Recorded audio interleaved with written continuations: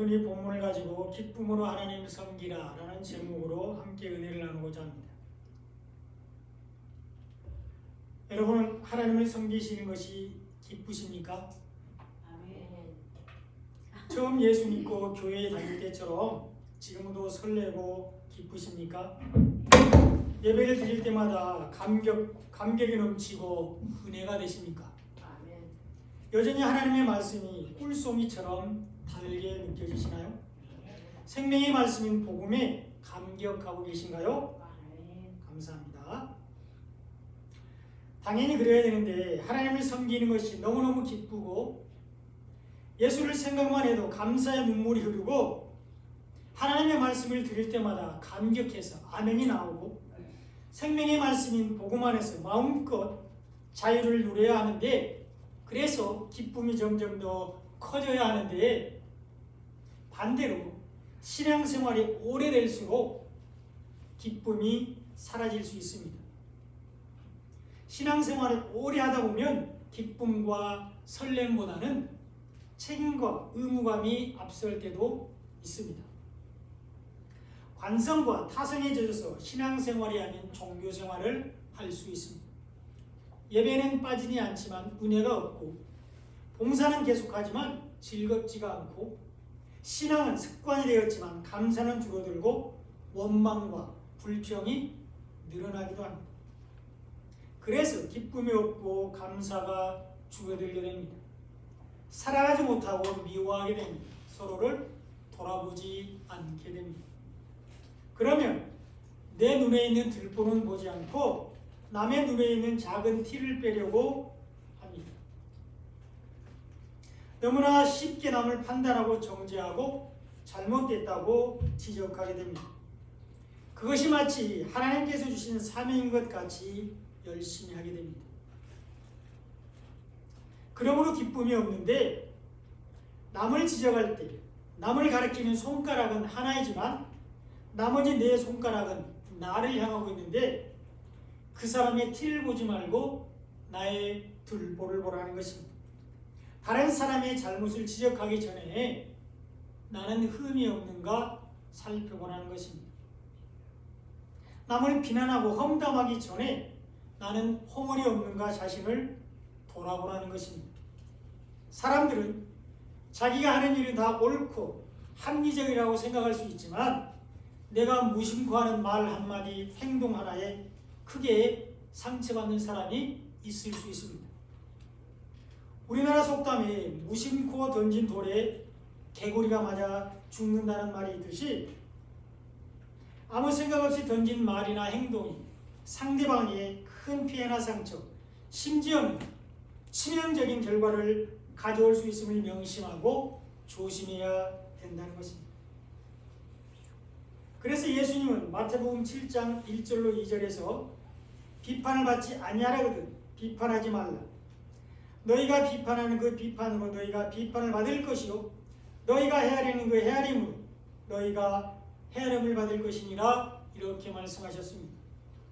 예수님은 우리에게 남을 비판하지 말라고 말씀하셨습니다. 남을 함부로 판단하지 말라고 말씀하셨습니다. 우리는 너무나 쉽게 남을 판단하고 비판하는 속성을 가지고 있습니다. 그래서 우리 눈에 있는 들보는 보지 않고 남의 눈에 있는 티를 빼려고 하는데 이것이 외식하는 것이며 예수님은 외식을 대단히 싫어하셨습니다. 저주하셨습니다. 화가 있을 것이라고 말씀하셨습니다. 그러므로 비판하지 말아야 되는데 남을 함부로 판단하지 말아야 하는데 이것은 남을 실족해야 할 뿐만 아니라 자기 자신에게도 유익하지 못하기 때문입니다. 사랑하며 살아야 합니다. 하나님은 우리가 모든 사람과 화평하기를 원하십니다. 모든 사람과 더불어 화평함과 거룩함을 따르기를 원하고 계십니다. 그리고 오늘 본문은 무엇보다도 하나님을 기쁘게 섬기라고 말씀하고 있습니다. 흔들리지 않는 나라를 상속받은 하나님의 자녀로서 은혜 안에서 하나님을 기쁘게 섬기라고 권면하고 있습니다. 그러므로 우리는 다시 새롭게 하나님을 기쁨으로 섬겨야 합니다. 처음 하나님을 믿고 기뻐했던 것 같이 다시 하나님을 기쁘게 섬겨야 합니다. 우리를 구원하신 예수님의 은혜에 감사하고 말씀을 드릴 때마다 꿀송이보다 더 달게 여기고 기쁨으로 받아야 합니다. 진리 안에서 기뻐하고 행복해야 합니다. 오늘 말씀을 통해서 우리가 어떻게 기쁨으로 하나님을 섬길 수 있는지 살펴보면서 은혜를 나누고자 합니다. 우리가 기쁨으로 하나님을 섬기기 위해서는 먼저 은혜를 받아야 합니다. 우리에게 하나님의 은혜가 없으면 우리는 기쁨으로 하나님을 섬길 수 없습니다. 우리가 아무리 노력하고 애써도 우리 힘으로는 하나님을 기쁘게 섬길 수 없습니다. 잠시 동안은 구원의 은혜에 감사하여 기쁨으로 하나님을 섬길 수 있습니다. 우리를 구원하기 위해서 십자가를 지신 예수님의 사랑에 감사할 수 있습니다. 그러나 조금만 어려움이 오고 힘든 일이 생기면 금방 은혜를 잊어버리게 됩니다. 나를 위해서 십자가 지신 예수님의 사랑을 생각할 겨를이 없습니다. 그래서 기뻐하지 않게 됩니다. 우리가 기쁨으로 하나님을 섬기기 위해서는 은혜가 필요합니다. 그래서 본문 오늘 28절 상반절에서는 우리가 흔들리지 않는 나라를 받았은즉 은혜를 받자 이렇게 말씀하고 있습니다. 우리가 기쁨으로 하나님을 섬기기 위해서는 하나님의 은혜를 받아야 합니다. 하나님의 은혜만이 우리에게 하나님을 기쁨으로 섬길 수 있게 합니다. 그러므로 은혜가 먼저입니다. 우리는 하나님의 은혜를 구하는 삶을 살아야 합니다. 이것이 하나님께서 칭찬하신 다윗의 길입니다. 다윗은 어떠한 상황에서도 하나님의 은혜를 구하는 삶을 살았는데 그런 다윗을 하나님이 칭찬하셨습니다. 하나님은 그런 다윗에게 은혜를 베풀어 주셨습니다. 언제나 하나님을 의지하고 하나님께 피하는 다윗의 걸음을 인도하셨습니다.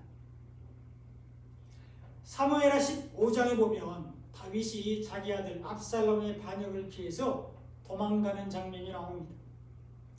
다윗과 그의 신하들이 예루살렘을 떠나서 기드론 시내를 건너서 광야에 있을 때에 제사장들과 레위인들이 하나님의 언약궤를 메어 가지고 왔습니다. 다윗에게 하나님의 언약궤를 함께 가지고 가자고 말했습니다. 하나님의 언약궤가 압살롬으로부터 자신들을 지켜줄 것이라고 믿었습니다. 그러나 다윗은 하나님의 언약궤를 도로 성읍으로 메어가라고 말했습니다. 하나님의 은혜가 먼저였기 때문입니다. 사무엘하 15장 25절에 보면 왕이 사독에게, 이 사독이 제사장입니다. 왕이 사독에게 이르되 보라, 하나님의 궤를 성읍으로 도로 메어가라. 만일 내가 여호와 앞에서 은혜를 입으면 도로 나를 인도하사 내게 그 궤와 그 계신대를 보이시리라. 이렇게 말했습니다. 다윗은 여호와 앞에서 은혜를 입으면 그 궤와 그 계신대를 보리라고 말하고 있는데 하나님께 은혜를 입으면 하나님의 임재 앞에 나갈 것이라고 고백했습니다. 하나님의 계신 곳, 하나님의 임재 앞에 나가는 것이 최고의 기쁨입니다. 하나님의 말씀으로 계시는 곳, 하나님의 영광의 빛이 비치는 하나님의 임재 앞에 나가는 것이 최고의 축복입니다. 우리에게 하나님의 임재 앞에 나가는 것보다 더 큰 기쁨과 축복은 없습니다. 우리는 예수님으로 말미암아 예수님의 보혈로 하나님의 임재 앞에 나갈 수 있게 되었는데 예수님은 우리에게 이 기쁨과 축복을 주시기 위해서 십자가를 지셨습니다. 이것이 십자가 앞에 있는 기쁨입니다. 이 기쁨을 위해서 예수님은 십자가를 참으셨고 침뱉음과 부끄러움을 당하셨습니다. 다윗은 하나님께 은혜를 구하는 삶을 살았습니다. 다윗은 오직 하나님의 은혜만을 구하는 삶을 살았습니다.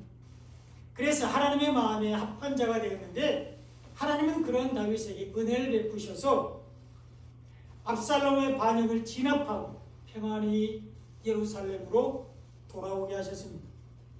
이것이 열왕기서에서 하나님이 착한 왕들을 칭찬하실 때 사용하신 다윗의 길입니다.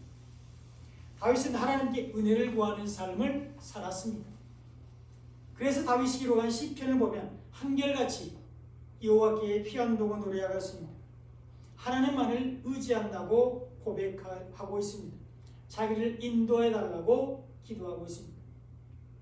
주는 나의 방패시오 나의 영광이시오 나의 머리를 드시는 분이라고 노래하고 있습니다. 그러므로 천만이 에워싸 진친다 할지라도 두려워하지는 않는다고 고백했습니다. 하나님 앞에 있는 충만한 기쁨과 주의 오른쪽에 있는 영원한 즐거움을 찬양했습니다. 기쁨으로 하나님을 섬겼습니다. 또 구약 성경에 보면 하나님께 은혜를 입은 대표적인 사람이 나오는데요. 바로 노아입니다. 창세기 6장 9절 10절에 보면 이것이 노아의 족본이라 노아는 의인이요 당대의 완전한 자라 그는 하나님과 동행하였으며 세 아들을 낳았으니 셈과 함과 야벳이라 이렇게 기록되어 있습니다.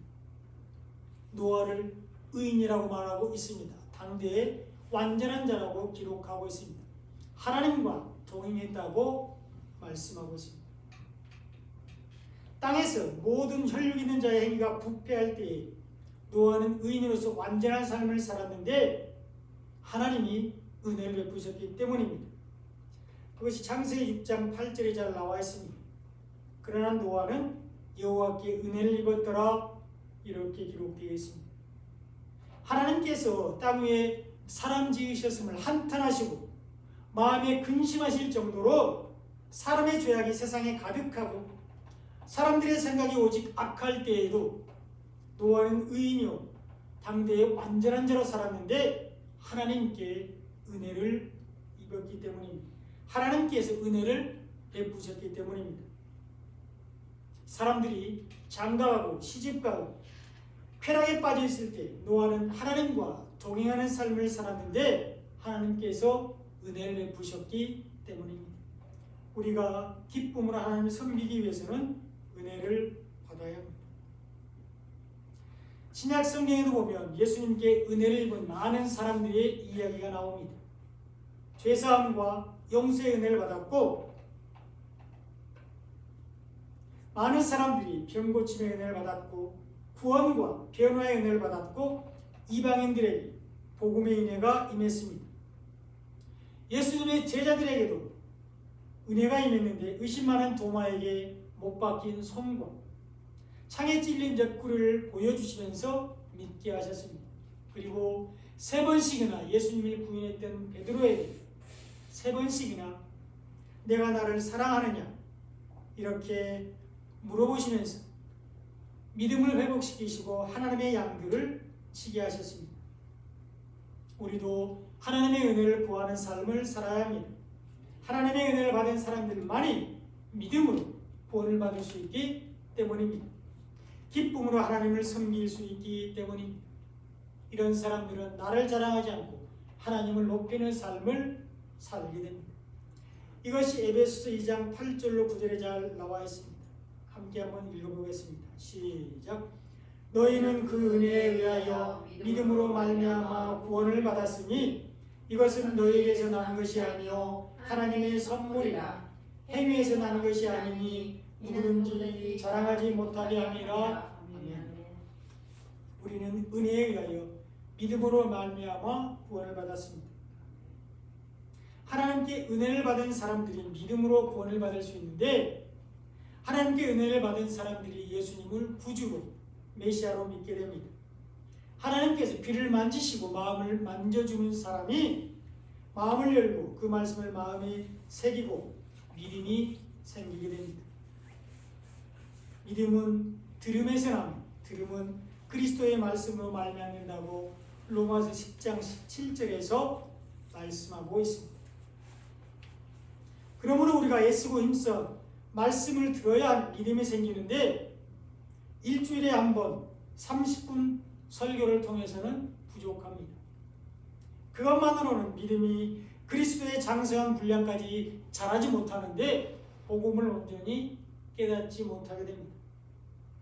따로 시간을 내서 말씀을 읽고 말씀을 깨닫게 해달라고 기도해야 합니다. 말씀을 늘 가까이 해야 합니다. 사모하는 마음으로 말씀을 읽어야 합니다. 이것이 간절히 하나님을 찾는 것이며 은혜를 사모하는 것입니다. 하나님의 말씀을 사모하여 읽고 마음에 새기고 그 말씀 안에서 사는 것이 하나님을 간절히 찾는 것이며 은혜를 사모하는 것입니다. 그래서 이사야 선지자는 너희는 여호와를 만날 만한 때에 찾으라, 가까이 계실 때에 그를 부르라, 이렇게 권면했습니다. 하나님은 말씀으로 계시는 분이시기 때문에 우리가 말씀을 사모하여 읽고 묵상하고 마음에 간직하고 사는 것이 하나님을 간절히 찾는 것이며 하나님이 이런 사람들에게 은혜를 베풀어 주십니다. 기쁨으로 하나님을 섬길 수 있게 합니다. 우리는 전심으로 하나님의 은혜를 구하는 삶을 살아야 합니다. 이런 사람들이 경건함과 두려움으로 하나님을 기쁘게 섬기게 됩니다.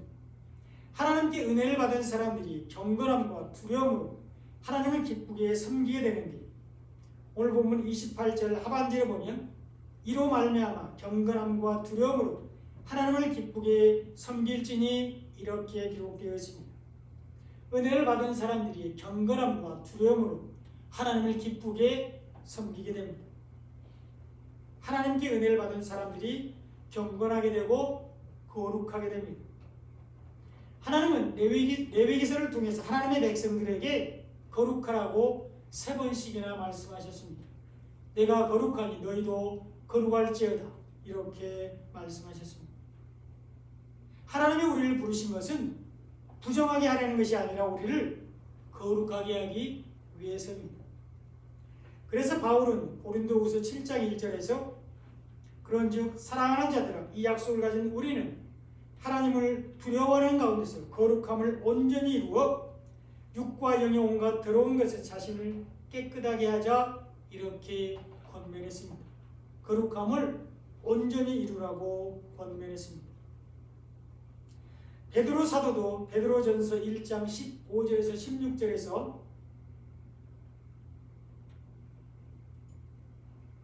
오직 너희를 부르신 거룩한 이처럼 너희도 모든 행실에 거룩한 자가 되라, 기록되었으니 내가 거룩하니 너희도 거룩할지어다, 이렇게 권면했습니다. 우리는 우리를 부르신 거룩하신 하나님처럼 우리도 모든 행실에서 거룩한 자가 되어야 하는데, 여기서 말하는 행실은 우리의 행위가 아니라 예수를 믿는 것, 복음을 믿는 것을 말합니다. 우리는 예수를 믿을 때 거룩한 사람이 됩니다. 우리가 복음을 받아들이고 믿을 때 거룩한 사람이 되는데, 이것이 우리의 선한 행실입니다. 우리는 우리를 부르신 거룩하신 하나님처럼 거룩해야 하는데, 하나님께 은혜를 받은 사람들만이 거룩하게 되고 경건하게 되고 의로운 사람이 됩니다. 인간의 노력과 열심으로는 거룩하게 될 수 없는데, 우리가 다 죄를 지었기 때문입니다. 우리가 다 죄인이기 때문입니다. 그래서 우리는 거룩하지 못하고 경건하지 못하고 의롭게 되지 못하는데, 의인은 없나니 하나도 없다고 로마서 3장 10절에서 바울이 고백했습니다. 그러므로 우리가 거룩하고 경건하게 의롭게 되기 위해서는 하나님의 은혜가 필요한데, 우리를 구원하기 위해서 예수님을 이 땅에 보내주신 것이 하나님의 은혜입니다. 그 예수님을 믿는 모든 사람들을 다 구원하시는 것이 하나님의 최고의 은혜입니다. 하나님은 우리의 모든 죄값을 대신 치르게 하기 위해서 예수님을 보내주셨습니다. 예수님에게서 우리의 죄값을 대신 받으시고 우리를 구원하셨습니다. 그러므로 우리가 예수를 믿는 것이 거룩하게 되는 길입니다. 예수님이 전하신 복음을 받아들이고 믿는 것이 모든 행실에서 거룩하게 되는 것입니다. 그리고 이런 사람들은 실제로 이 육신적인 삶에서도 착하게 살게 되는데, 하나님께 영광을 돌리기 위해서입니다. 복음을 전하기 위해서입니다. 그래서 억울해도 참고 손해도 보고 항상 남을 높이고 친절히 대합니다. 그래야 교회가 욕을 먹지 않기 때문입니다. 우리가 예수를 믿을 때 예수님이 우리 안에 들어오셔서 우리와 함께 살게 되는데, 우리 안에 있는 예수님을 보시고 하나님이 우리를 거룩하다고 인정해 주십니다. 이것이 죄로 인해 잃어버린 하나님의 형상을 회복하는 것으로 이런 사람들이 거룩하고 경건한 사람, 의인이 됩니다. 이런 사람들이 은혜로 말미암아 하나님을 기쁘게 섬기게 됩니다. 하나님은 이런 사람들을 구원하십니다. 이런 사람들이 하나님을 사랑하는 사람들이며 하나님을 간절히 찾게 되는데 하나님을 만나게 됩니다. 잠언 8장 17절에 보면 나를 사랑하는 자들이 나의 사랑을 입으며 나를 간절히 찾는 자가 나를 만날 것이라고 기록되어 있습니다. 하나님을 사랑하는 사람들이 하나님의 사랑을 입게 되는데 예수님을 믿는 것이 하나님을 사랑하는 것입니다. 예수님이 전하신 복음을 받아들이고 믿는 것이 하나님을 사랑하는 것입니다. 예수님이 보이지 않는 하나님의 형상이시기 때문입니다. 예수님이 전하신 복음이 하나님의 말씀이기 때문입니다. 하나님을 사랑하는 사람들이 하나님의 사랑을 입게 되는데 그 사람들 안에 예수님이 계시기 때문입니다. 하나님의 말씀으로 계시기 때문입니다. 그러므로 이런 사람들은 하나님을 간절히 찾게 되는데 말씀 안에서 하나님을 만나게 됩니다. 기록된 말씀 속에서 창조주 하나님, 구원자 하나님을 만나게 됩니다. 말씀을 통해서 예수님을 통한 구속의 은혜를 깨닫게 됩니다. 이것이 하나님을 만나는 것입니다. 우리는 영으로 계신 하나님을 만날 수 없습니다. 다만 말씀 안에서 만날 수 있습니다. 이런 은혜가 넘치시기 바랍니다. 아멘. 이런 사람들은 두려움으로 하나님을 기쁘게 섬기게 되는데 복음을 떠나지 않습니다. 복음을 잃어버리지 않고 율법으로 다시 돌아가지 않습니다. 두려움으로 하나님을 섬긴다는 것은 하나님을 두려워하는 것이 아닙니다. 하나님을 무서워하는 것이 아닙니다. 하나님이 두렵고 무서운데 어떻게 기쁨으로 섬길 수 있겠습니까? 하나님은 사랑의 하나님이십니다. 하나님은 우리에게 복 주시기를 원하십니다. 우리의 모든 죄와 허물을 사하시고 우리를 자녀 삼아 주셨습니다. 참 좋으신 사랑의 하나님이십니다. 그러나 딱 한 가지, 하나님이 우리에게 불같이 화를 내는 경우가 있는데 절대로 용서하지 않을 때가 있는데 우리가 복음을 잃어버릴 때입니다. 우리가 다시 율법으로 돌아갈 때입니다. 이때는 용서가 없는데 이것이 예수님을 믿지 않는 것이기 때문입니다. 이것이 하나님을 사랑하지 않는 것이기 때문입니다.